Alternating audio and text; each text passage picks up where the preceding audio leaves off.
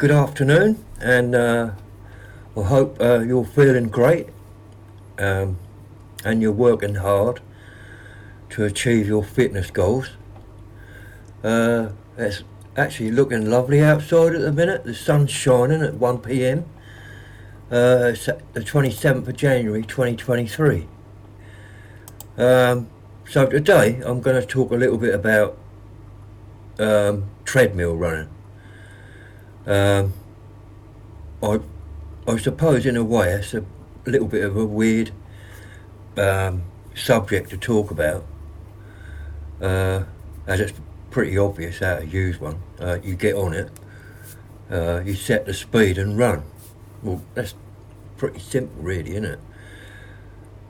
Well, you'd think it would be simple, but quite surprisingly, a lot of treadmill runners get it wrong, or at least they don't actually use it as a tool to increase running efficiency and performance.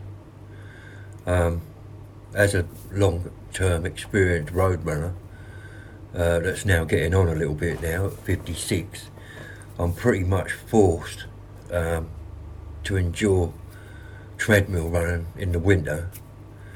That's because I pick up, bugs and stuff, as I did, last December. And I'm also prone to injuries in the cold. I think when I ran in late November, I think it was the last time I ran outside, I actually picked up a small calf tear. It wasn't much. I mean, I massaged it and I was out running like a week later, so it wasn't that bad. But yeah, so I have to be careful, what I do, and I have to keep running because I love it that much. So if I can't go out, the only alternative I've got is to stay indoors or use a treadmill. So the purpose of this video isn't to slate runners that use treadmills incorrectly. Rather, it's a guide on how to use a treadmill to complement road running. Treadmills are a great all-round exercise machine. They're good because anyone of any ability can use them, but its benefits are also its weaknesses if you're looking to run on pavements or use a treadmill as a winter training tool. A treadmill is easy to use because there's hardly any load or pressure on the joints, but the shock to the joints when transitioning from treadmills to roads is actually quite significant, and can lead to injuries if you don't start anew when returning to road running later in the year when it gets warmer. You might say in the winter have been using a treadmill and you're able to do 20 miles or whatever, and at quite a fast pace, and without even thinking, you transition onto the roads and think that you can do that what you were doing on a treadmill, but you actually can't. There's a big difference, and you need to almost start from scratch. So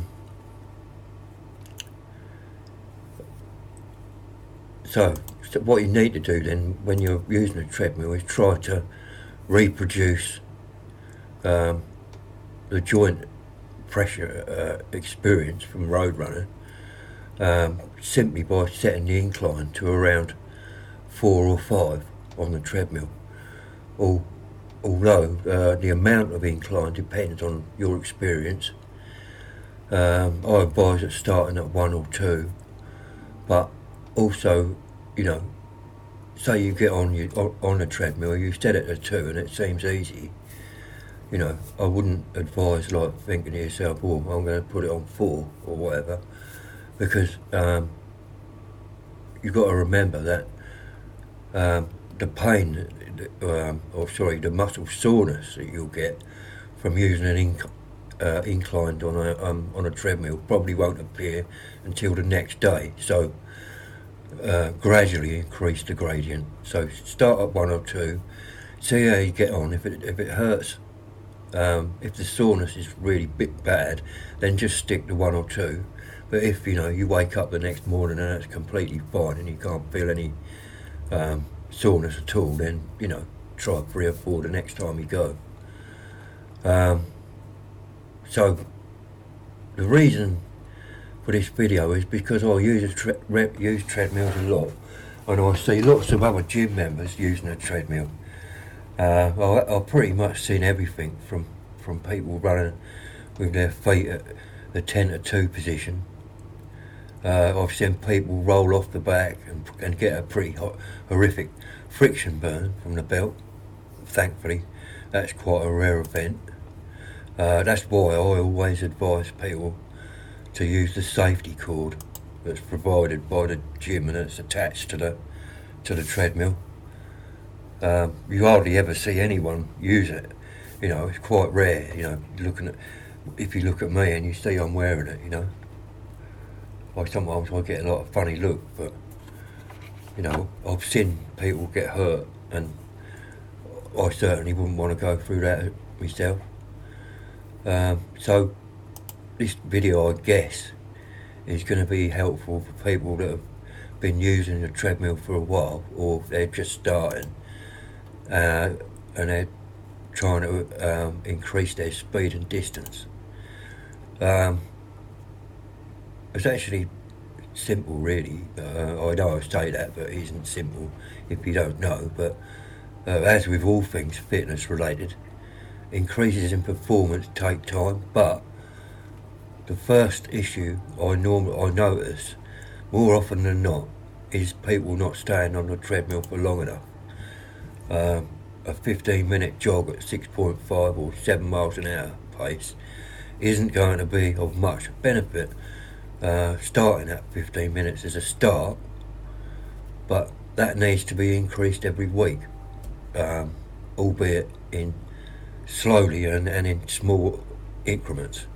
So think about increasing to 20 minutes the next week, adding 5 minutes per week, and also increasing your pace as well. The other good things about a treadmill is they give the opportunity to improve cadence and how your feet hit the ground in a more forgiving environment, as the belt has quite a lot of bounce in comparison to a pavement which doesn't have any. Always warm up before starting, and as any of you that watch my videos know, I'm not a big fan of stretching, especially in older runners.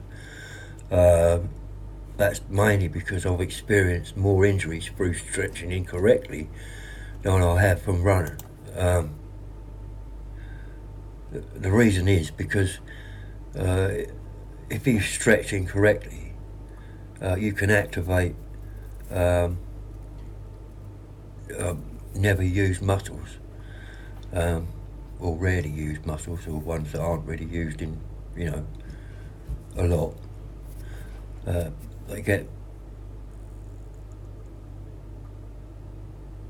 They actually cause undue stress on the much used muscles as they compensate for the newly activated muscles, and then you'll find that you'll pick up a lot of a calf tear just for that. So my advice, if you're older, is skip the stretching and use walking instead. So on a treadmill you can easily vary intensity, or as I do, and add an incline to the walk.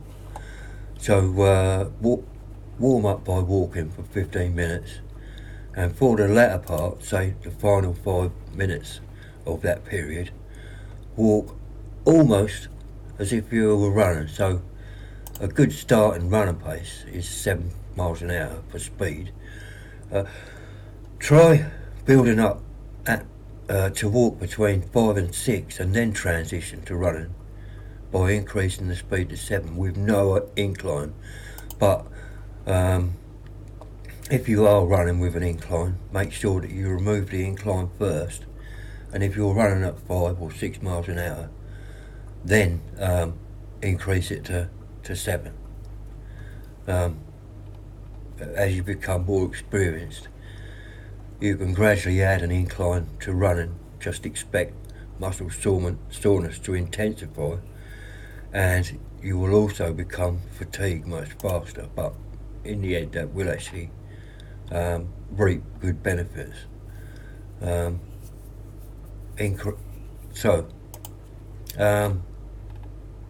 that's the basics.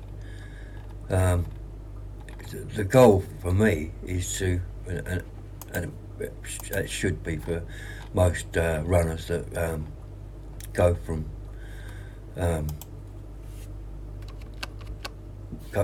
road running to treadmills in the winter,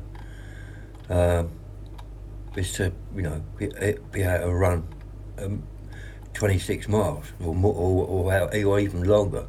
But treadmills are pretty boring, so I understand if you can't make it. But I mean, my goal is basically as long as I can run for 2 hours. So yeah, increased time spent for 2 hours.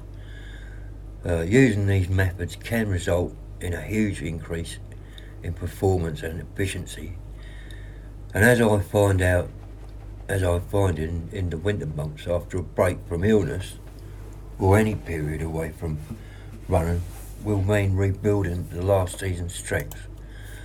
For a more seasoned runner, this can mean just a couple of weeks, but for less experienced or older runners, this can take 2 months. It normally takes me 2 months to rebuild with only 1 month of no running.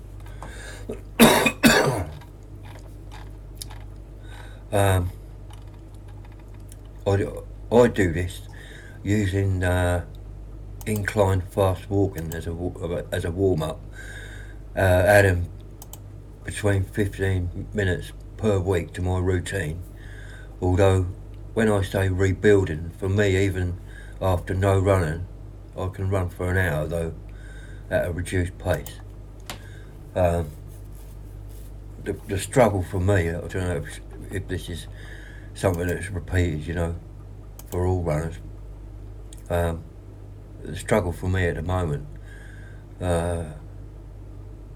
is to gradually increase time spent, distance and pace.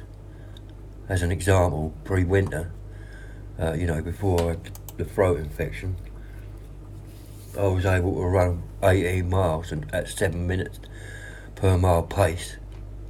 Post-winter illness, 23 days at no running. That's it. And post-winter illness, that actually amounts to like that. The amount of time I was ill was actually I only missed 23 days of running. I could only actually manage 12 miles at 10 minute per mile pace, and running for like 2 hours just wasn't possible. I just couldn't do it. My goal is to build back to 18 miles distance, and to that I need to improve stamina. To do that, I need to improve stamina first. As I've always noticed, I've never had to kind of like worry about training for speed and distance. They've always been a kind of like a byproduct of improving me stamina, or VO2 max. So if you can build your stamina over time, you'll find your speed increases, and then obviously you're able to run for more time at faster speeds, so obviously your distance improves as well. This can basically this is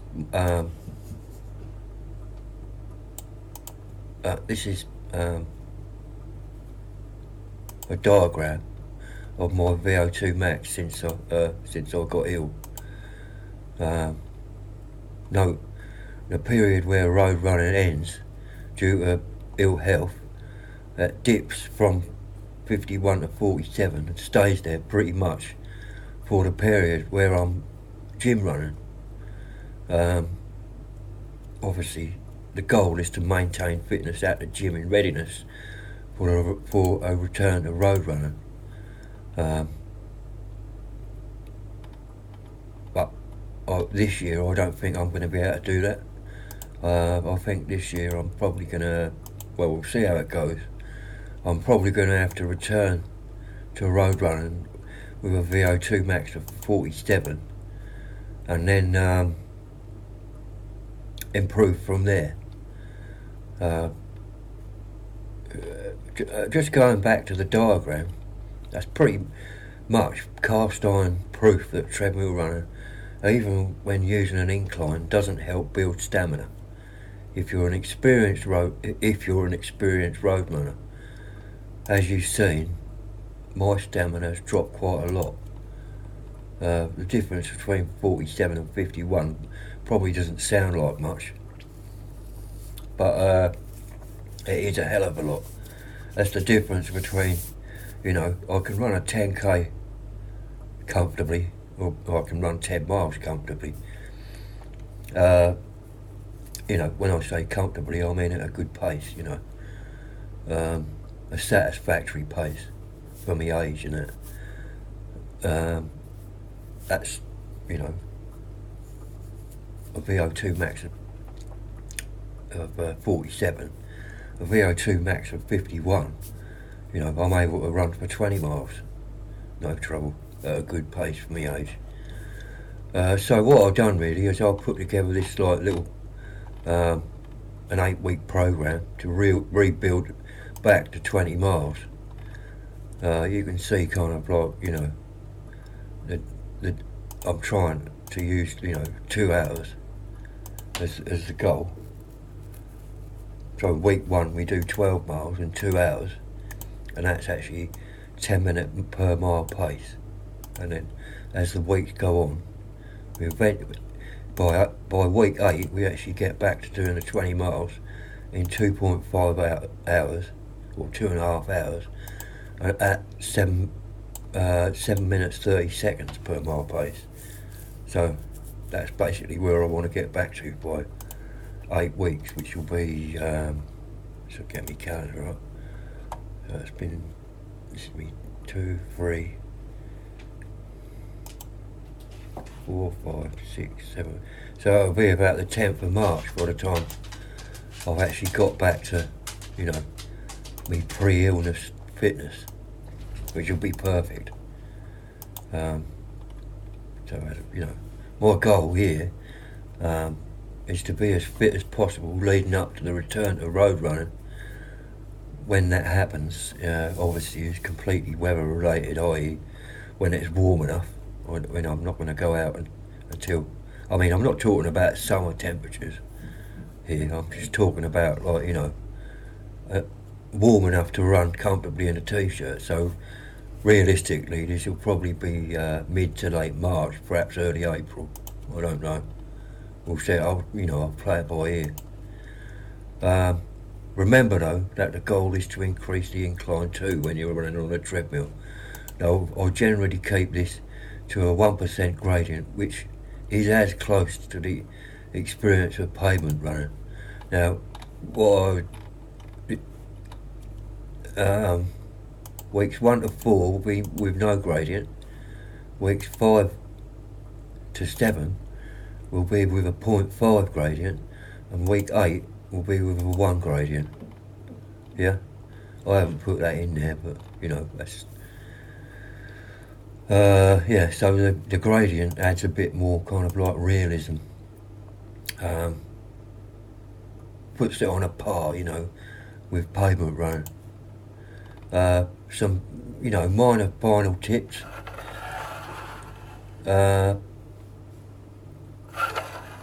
Get hold of a MP3 player and add a playlist of your favourite motivational songs.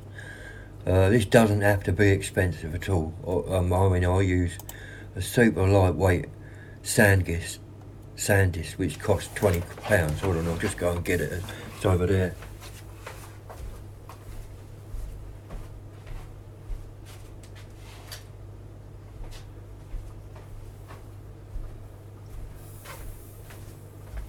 Yeah, this is it, look. The SanDisk. That's tiny. It doesn't weigh anything. Well, it doesn't. You know, and I've got like, I don't know, 20 songs on there at the moment, because I take them off and delete them. You just connect them up to the computer and transfer music over. You know, and that costs just 20 quid off Amazon. Order it today and it'll be here tomorrow. Don't forget water or your preferred supplement drink.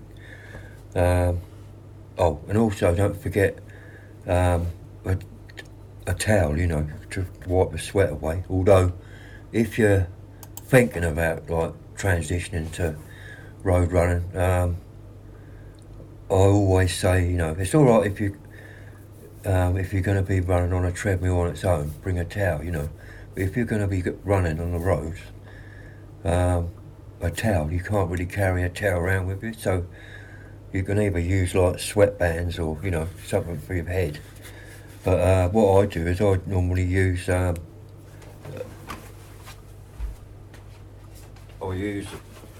me buff running cap. That's actually sweat wicking. So what happens is the sweat kind of like gets into the holes, and then because there's little minute holes on there, I don't know if you can see them. And then it evaporates up to a point. I mean, I did do like a review on this cap, and it's all right, but you know, to a point. Yeah, so that buff cap was quite cheap. It was about 20 odd pounds. But you know, if you're really serious, you can get like a cap called Saw. That's the name of the manufacturer, but their caps are like 75 quid each. But the sweat wicking is actually a lot better. Yeah. Well, good luck.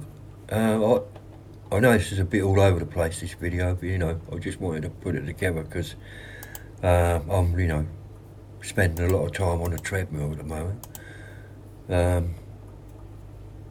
Drop me a comment below on how you get on with treadmill running, or what you do in the winter. You know, do you just like stop and not bother running for, you know, 2 or 3 months, or you know, do you complement it with, you know, running on a treadmill or using cross trainer or whatever? Please like and subscribe, and thanks for watching, and I'll see you in the next one. Thank you.